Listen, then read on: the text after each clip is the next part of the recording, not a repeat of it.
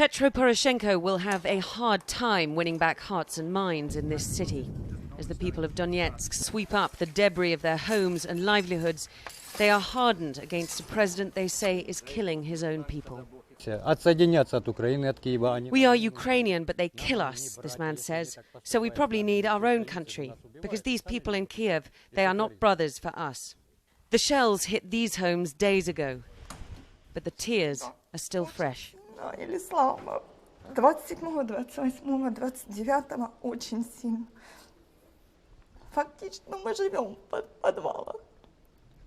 live on the ground. It was so hard for 2 weeks, especially for 27, 28, 29th. But only today it's quiet. Sorry, I need to go. 2 people were killed outside this block of flats last Wednesday. One of them was a 50-year-old woman, the other a 34-year-old woman. Her husband, who won't talk to us, he says he's in shock, managed to make it down to the cellar with their little child, but she just didn't have the time. And this is a story that repeats itself over and over in dozens of apartment blocks, with civilians being killed by the constant shelling around Donetsk. The city's trauma hospital is filled with a civilian wounded, shrapnel embedded in the flesh and bone of market sellers' legs, the broken limbs of pensioners far too old to run. There was one war, and this is the second war. I was born in 1940 in World War II, and I will probably die before this war is over. Valentina Popova in the next-door ward lost her leg and her arm to indiscriminate artillery shells. Switching to the Ukrainian language, she makes a heart-rending plea to the president. We used to dance, sing, do everything in Ukrainian, she says. Poroshenko, Mr. Poroshenko, please listen to us. Why don't you understand your people? Be a man, be human. Please stop your aggression. Stop this war. But there is little sign of that. This once thriving city is now half empty, its railway station bombed. The forces unleashed by this conflict, greater perhaps than Mr. Poroshenko can control. Diana Magne, CNN, Donetsk, Ukraine. But amidst the flowers and the children's tributes, flashes of something more sinister. Groups of armed men strut through the square with dubious iconography. That yellow armband is a Volksangel, a German symbol used by several SS divisions during the Second World War. Far-right graffiti is appearing, daubed on the walls of the city.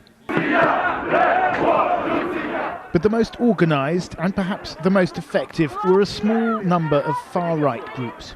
When it came to confrontations with the police, it was often the nationalists who were the loudest and the most violent. A group calling itself the Right Sector is perhaps the largest. Its members can be seen marching around Kiev in columns of about a dozen. Mostly they carry baseball bats. Sometimes they carry guns. Национал-социалистская тематика иногда в некоторых людях она есть проступает. Как бы, чтобы была единая нация. Но не у всех это не заложено в основе этой организации, это у некоторых людей есть. А у вас?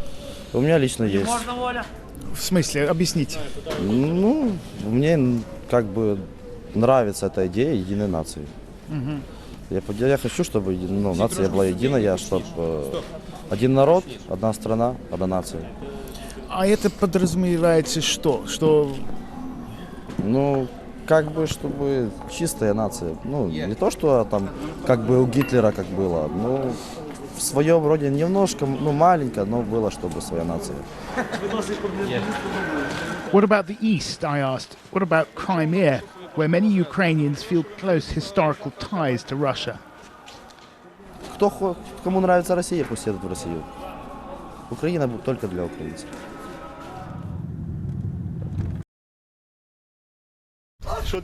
Yuri Poznichenko breaks down when he remembers the day war came to his town. He lost most of his home that day. and something far more precious. I don't miss my house, he says. I miss my son. We raised him for 36 years. Yuri says Ukrainian government forces arrived in late July. He shows us the shell that brought down his home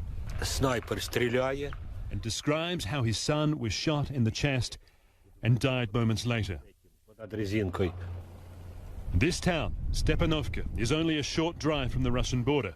The fighting here destroyed many homes and drove most locals away. Yuri is one of the few to return, but there's no electricity and little food. He says he hasn't received a pension payment in 5 months. It's no longer just the separatist-held countryside suffering because of war.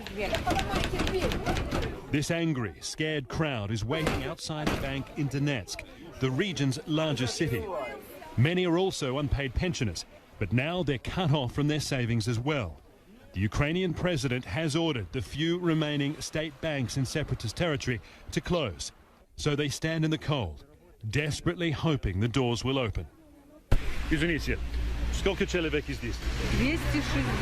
260. 260. There are 260 people. This is the true number of people that are actually in this list.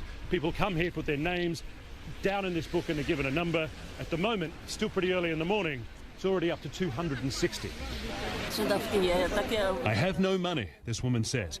I'm 83 years old. I'll probably die because I have nothing to eat. She's not alone. These people are lining up at what used to be the Donetsk circus. Here they receive food bundles, paid for by a local oligarch. It's not much, and it must last 2 weeks before they can get more. At the bus station, more crowds and grim faces. Many here tell us they're travelling to other cities, still in government. Because we don't know. It's our general mission to totally ruin chains that connect our country with the imperial power from the past. And that being Russia. Yes, we can do Russia, not only Russia, Soviet Union. Are you a Nazi? No, I don't think I'm a Nazi, I'm a Ukrainian nationalist. What does that mean? The main confrontation is about that some ethnic groups have control many business structures, some economic, some political forces, and which ethnic groups? Russians and Jews and the Poles. It may be some non-Ukrainian group control a huge percent of some economic or political power. And of course, in this situation, Ukrainian people have some tension between it, and it causes conflicts. Mr. Karas says his group consists of around 200 men. C14 is affiliated with a political party called Svoboda, or Freedom, which now controls 4 ministries in the new government, including the Ministry of Defence. 2 of its MPs were recently photographed brandishing well-known far-right numerology. 88 stands for the 8th letter of the alphabet, HH, Heil Hitler.